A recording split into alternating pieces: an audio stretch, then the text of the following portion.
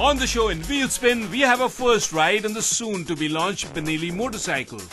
In Wheelspin, we have a quick look at the Mercedes C-Class as it gets ready for the launch.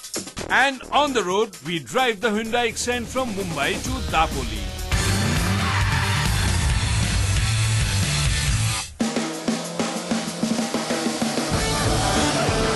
If you're a motorcycle junkie and an old one at that, one name that would certainly ring a bell in your mind is the name of the Italian motorcycle manufacturer Benelli. Benelli is not only one of the world's oldest motorcycle manufacturers who have survived 2 wars, but they also had made some very iconic machines in their days of glory. And the good news is that Benelli is back not only globally, but in India as well in partnership with the DSK Group. And I have with me 2 machines that both Benelli and DSK Group combined intends to launch in India very soon. As I told you, these are the 2 machines that Benelli is going to launch initially along with some other machines. And if they look as different as chalk cheese, then there is a reason for that. One is styled as a sports bike while the other as a long-distance tourer. But what I'm going to tell you now is going to catch you by surprise, because under the skin, these 2 bikes are absolutely identical. They're both powered by a 600cc 4-cylinder engine, and have no fear, they churn out enough power even if they're only 600cc.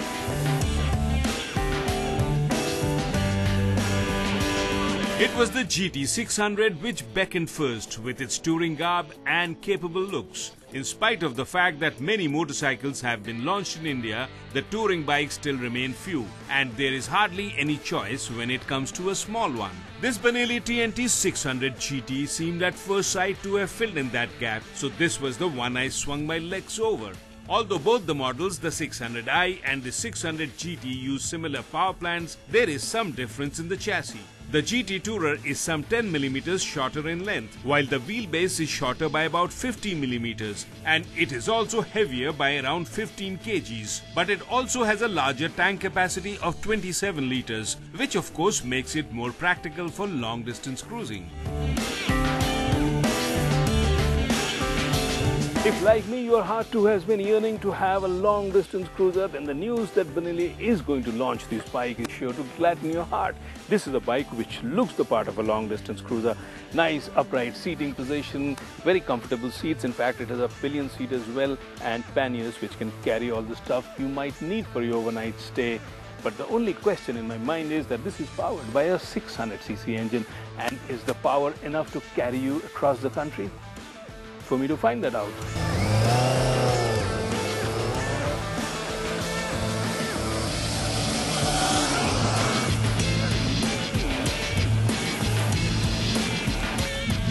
Both the 600i and the 600 GT are powered by an identical 600cc engine, 4-cylinder liquid-cooled units which churn out 82 PS of peak power and 55 Nm of torque. But it is the styling which gives it different riding dynamics.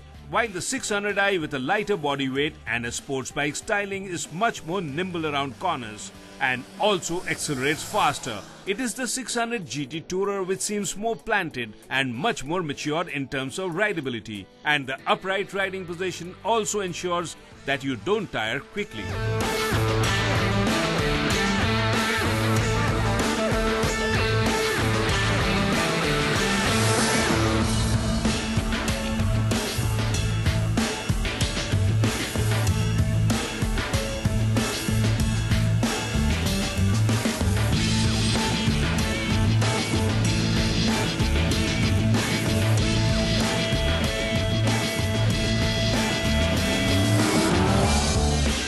If I had any doubts about the capabilities of this 600cc engine here, then after this long ride, all the doubts have disappeared. This is one engine which seems to be very capable in spite of the fact that she is rather small. But the power delivery is very linear, and on top of that, the handling is superb. She stays quite planted on the highways at decent speeds, and around corners, you can throw her around. She's very nimble. And what I love most is the riding position. There's a very comfortable riding position, and you can ride for hours, just what you need in a touring bike.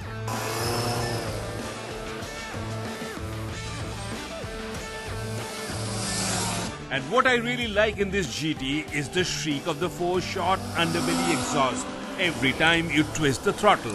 The exhaust in fact sounds more in line with a Japanese machine than the regular European fare, and this is just as well. And the engine with only 223 kgs to haul makes short work of it, as the 4-valve 4-cylinder engine goes to work with the well-defined ease of a machine made to chew the miles.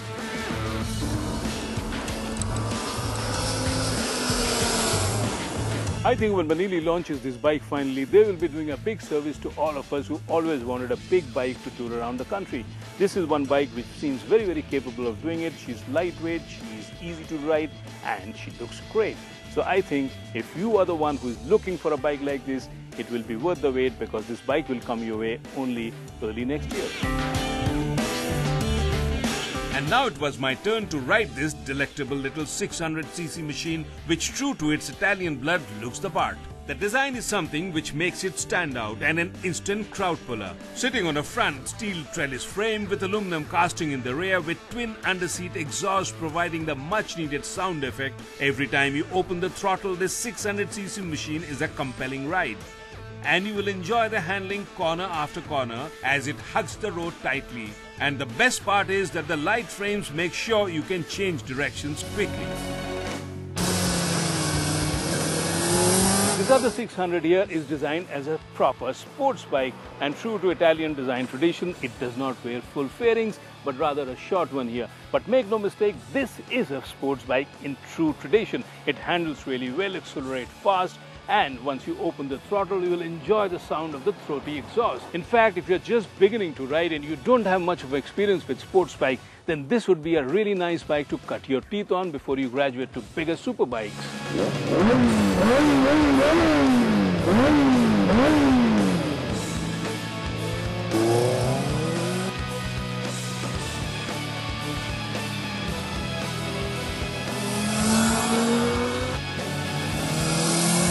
I had always believed that a smaller sports bike is much more practical for our road conditions, and this 600i has now convinced me totally. This is one machine which you can ride hard on the open highway or through the winding road. And the good part is that a compact frame and a lightweight body ensures that you can also ride her to work on an everyday basis, something which you will find difficult with a full-blooded superbike.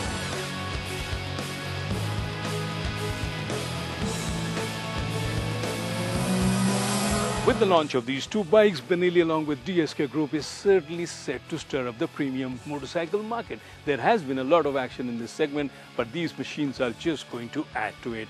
After my first riding impression with them, all I can tell you is that these bikes are certainly worth waiting for. They are not only very good looking bike, well crafted, but they ride equally well. The only thing that remains to be seen is how they are going to be priced.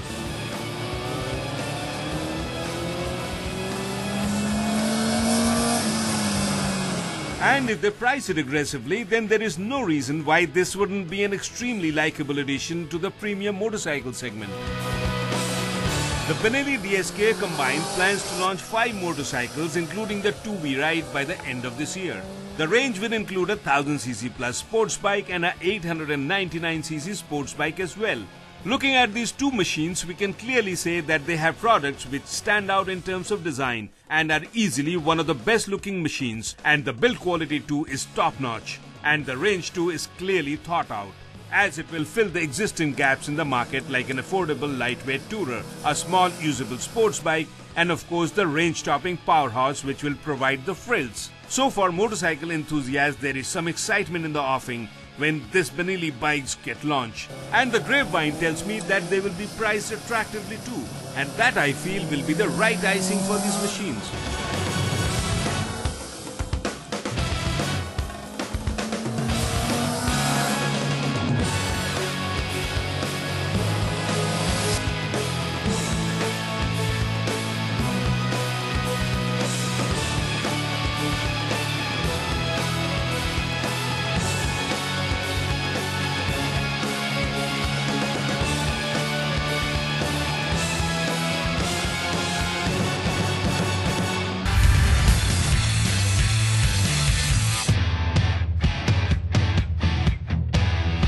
As in the case of any upgrade or a generational change, this new Mercedes C-Class has also had change for the better. It has evolved as a car And in terms of the design and layout, I find it's much more appealing than the existing one. And there are a lot many more bells and whistles to play around with.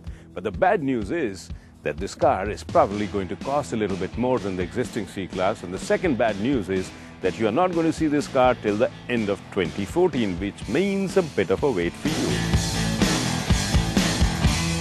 This is what we said when we drove the new C-Class in March of this year. And the good news is that the period of waiting is over, and Mercedes, true to their word, is launching the new C-Class on November 25th in India, just before the end of the year as they had promised. So what does the new C promise?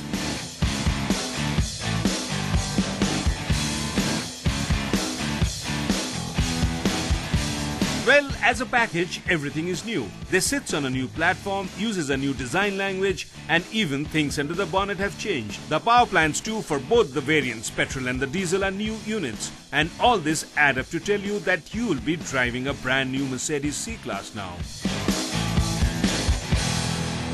And as a car, we think that the new C has evolved quite a bit into a more matured, well-behaved machine with a more refined drive. At first glance, you will not miss the rounded corners and the stylish design elements like the new headlamps and the radiator grille and even the rear end styling.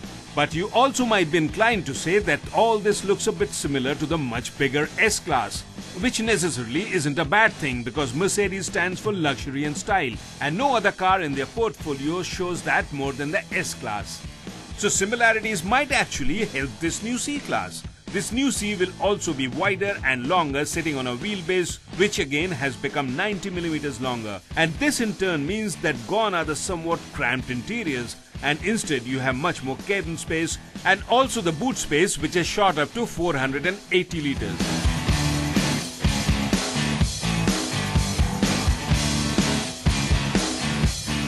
In addition to this, the interior design and layout is completely new and decidedly much more modern and stylish, and the quality of materials too have improved. And if you are expecting your bells and whistles, then you won't be disappointed either, because the new one will come with a lot of new features, including a Burmester sound system with 16 speakers, and the top variant might even get the head-up display as well.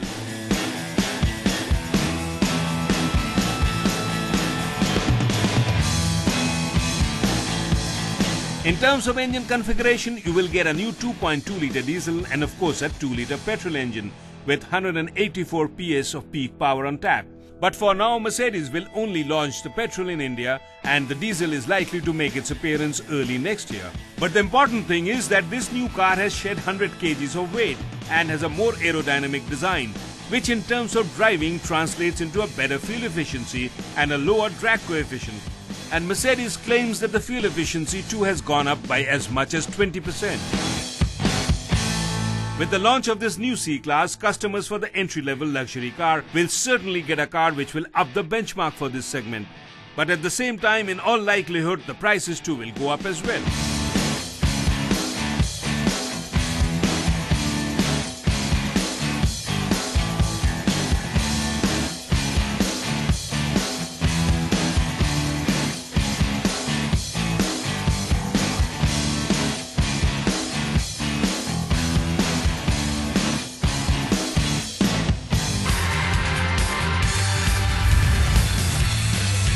The Konkan coast has several hidden gems that can put to shame many of the region's more popular tourist destinations. Now, since the monsoon is over and the peak season is about to begin, it's an opportune time to go check out some of these places. So I thought I'd drive to Dapoli. And this place is located nestled between the Sahyadri ranges and the Arabian Sea, so it has the gift of being both a hill station and a beach destination. I'm sure it's going to be a beautiful trip. And what I'm driving today, as you can see, is the Hyundai Accent, and it's one of the most successful launches in recent times, which is no surprise given that it's both lovely to look at and a really practical car to use. For example, it has a great boot with lots of space for luggage, which makes it perfect for a road trip. Time to get going.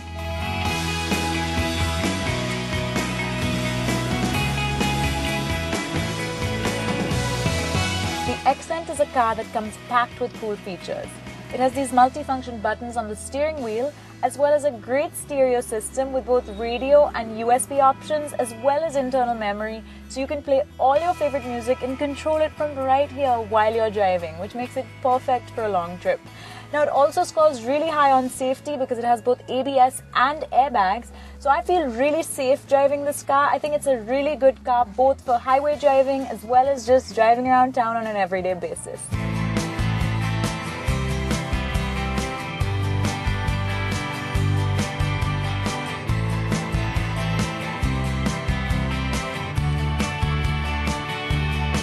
Dapoli is located about 230 kilometers from Mumbai via the Mumbai-Goa highway. The route is gorgeously green and scenic.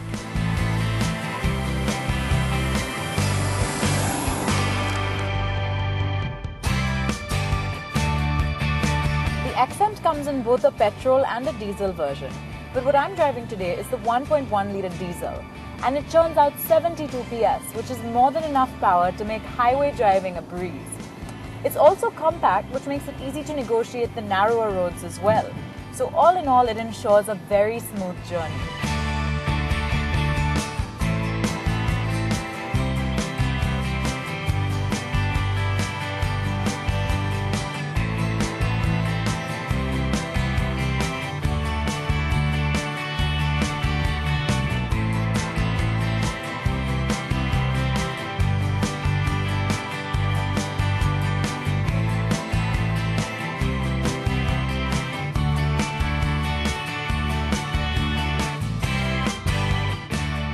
I've reached Dapoli just in time for sunset, so I thought I'd head straight down to Murud Beach to catch the sun's descent into the ocean and make a wish.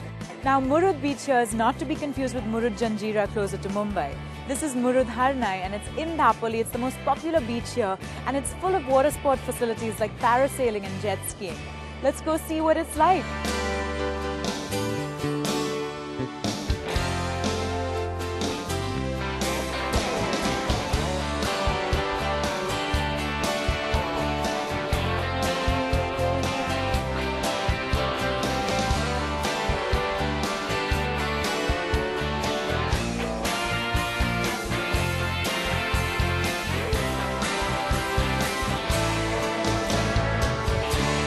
While walking around on the beach, I've been told that one of the most beautiful things you can do here is go dolphin watching. So I'm going to be sure to wake up bright and early in the morning and come out here to take a boat into the ocean to see what I can spot.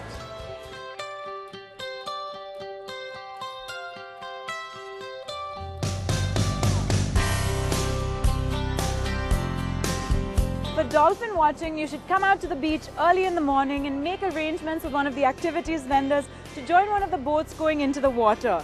Now, I've come out here first thing in the morning, and as you can see, there's dozens of people around who are hoping to do the same thing because it's common knowledge that the earlier you go, the more likely you are to see these friendly mammals. So let's go check out the dolphins.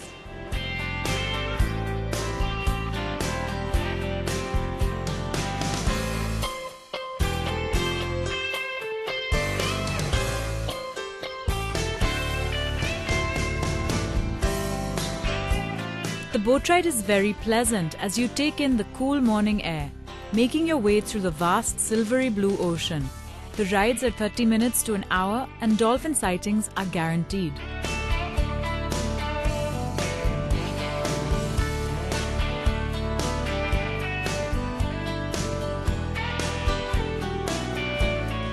Well, that was lovely, seeing the dolphins dance in the water. Although you have to be really vigilant because they only present themselves for a few seconds at a time and the ocean is so vast, so you have to be looking at the right place at the right time. I was lucky to spot a few and I'm going back feeling really, really gratified because every dolphin you spot feels like quite an achievement.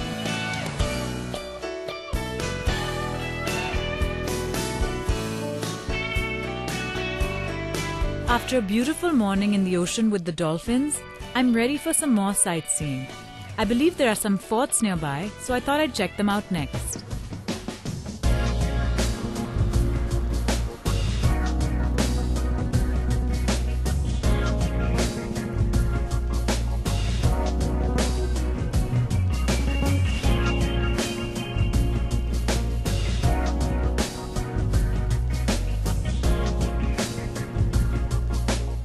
near Dapoli in the fishing village of Hyundai, you'll find the Suvarna Durga and the Kanak Durga forts. Now the Kanak Durga fort is the land fort that I'm standing at, and there on the island in the ocean is the Suvarna Durga fort. And they were both built by Adil Shah but then captured by the Maratha ruler Shivaji. And although they were once symbols of his naval prowess, it's a little bit hard to imagine now because they're in ruins and they're being used to dry all the fish that the fishermen catch and wish to preserve. So it's starting to look a bit more like a fishery than a fort, but it's worth a stop because the views here are spectacular.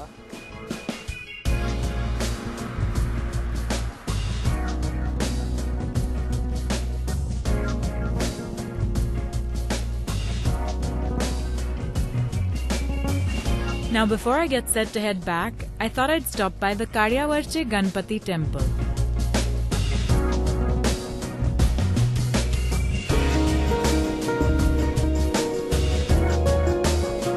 While exploring Dapoli, I had many locals come up to me and tell me that I have to visit the Ganpati temple in Anjarle because that's where they go to seek their prosperity and happiness.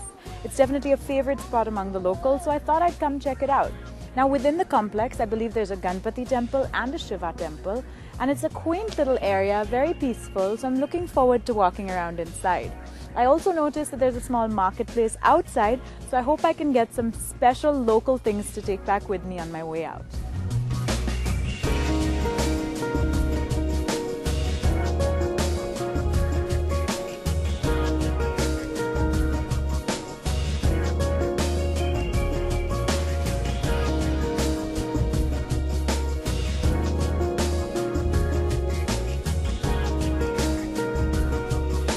Although Dapoli is definitely not a shopping destination, what you can take back with you to remind you of the flavors of your trip are some local products made out of the fruits that are grown in the region, which are kokum and mango.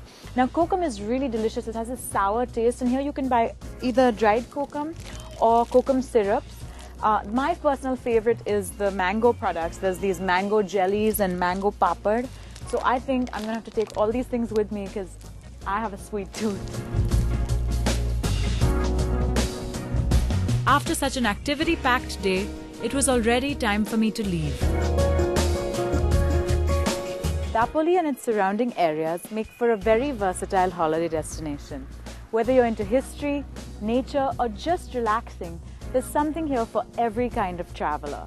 Now for me, it's all about the beach because I don't think there's anything better than the constant sound of the ocean and being able to laze on the sand and take in the sun. So I have to admit I'm sad to be leaving, but at least I have the lovely journey back to look forward to in the beautiful Hyundai Accent. See you next week.